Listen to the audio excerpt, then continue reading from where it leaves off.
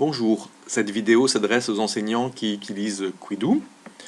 Nous allons voir dans cette vidéo comment créer une classe. Donc tout simplement, on va créer une classe en appuyant sur ce bouton Créer une classe. On va nommer la classe, ici 501 par exemple. On va choisir le niveau. Donc il y a un certain nombre de niveaux prédéfinis qui sont proposés, mais vous pouvez créer vos propres niveaux en appuyant sur le plus si vous souhaitez. Les niveaux permettent de regrouper les classes ensemble et qu'elles ne soient pas une classe de première à côté d'une classe de cinquième, etc. Vous allez pouvoir indiquer le nombre d'élèves. Donc si jamais votre classe évolue en cours d'année, qu'il y a un élève supplémentaire ou un élève en moins, dans l'interface de gestion de classe, ensuite vous allez pouvoir ajouter ou supprimer un élève.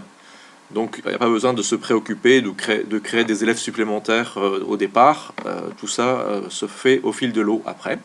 Et on va appuyer donc sur le bouton Initialiser la classe.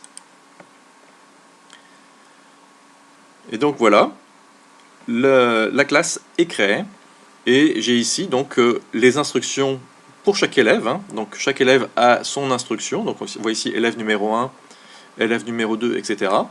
Donc je vais pouvoir imprimer ces instructions et les distribuer aux élèves. Donc ici, moi, mon ordinateur n'est pas connecté à une imprimante, donc je vais faire imprimer plus tard.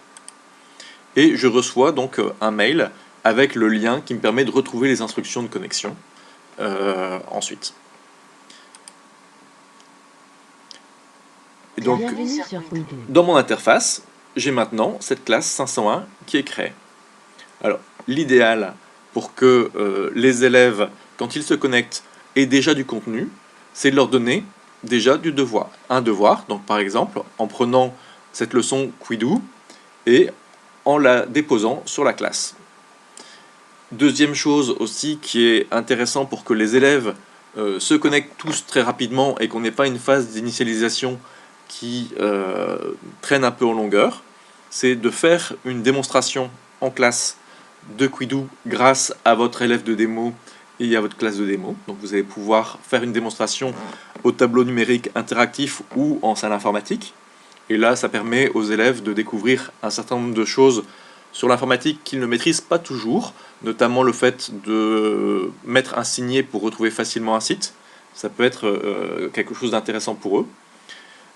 Et puis également, pour que ça aille, que la connexion se fasse rapidement, l'idéal c'est de prévenir les élèves que l'on va faire une interrogation écrite sur cette fameuse leçon qu'on a déposée sur la classe.